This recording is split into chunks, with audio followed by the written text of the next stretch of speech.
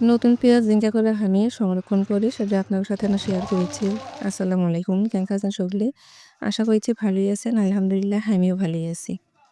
তো আমি ৫ কেজি পেঁয়াজ কাটে নিচ্ছি। এটা ঈদের মধ্যেকার ভিডিও। তখন আমার সময় আছিল। তাই তখন এটা করে রেখে দিছি। যার হাতে জিঙ্কা সময় থাকবে তখন আপনারা জিঙ্কা করে সংরক্ষণ করে পারেন। আসলে আমরা যারা বাসা বাড়ি থাকি তারপরে তো জায়গার খুবই অভাব থাকে। তো আমরা বেশি শুকনা পেঁয়াজ সংরক্ষণ করে পারি না। আলু আছে, রসুন আছে, মেলা কিছু সংরক্ষণ করা লাগে। যখন দাম বেশি হয় তখন এগুলো বাইর করে খাওয়া লাগে। এইজন্যই সংরক্ষণটা করি। তো এখন তো নতুন পেঁয়াজ তো সংরক্ষণ করা যাবে না। কারণ পচে যাবি। আর কয়েকদিন পর সংরক্ষণ করা লাগে শুকনো করে। তাই আমি নতুন পেঁয়াজ ইনকে করে সংরক্ষণ করি। কারণ আমি পেঁয়াজ ৫ কেজি কাটাকুটি নিয়ে দুপুরে রান্ধনবাড়ি সাইরা খাওয়া-দাওয়া করে তারপরে যাচ্ছি রান্ধন ঘরে। তো রান্ধন ঘরে এটি ১/২ কেজির মতো তেল আমি এটি নিচে গরম করে তারপরে পেঁয়াজ বেরেস্তা করেছি।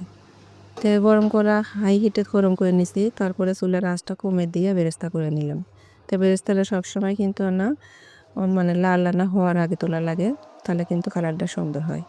তো খানিক বেরেস্তা করে নিছি। আর বেশি খানিকটাই আমি ইনকা নরম করে ভেজে তুলছি।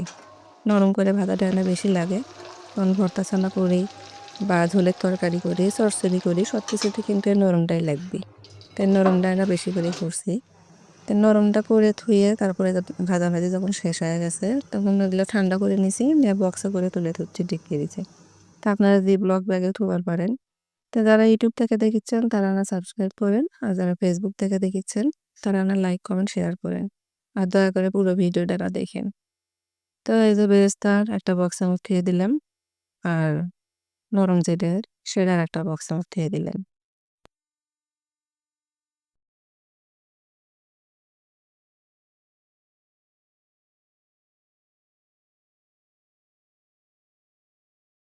A few moments later.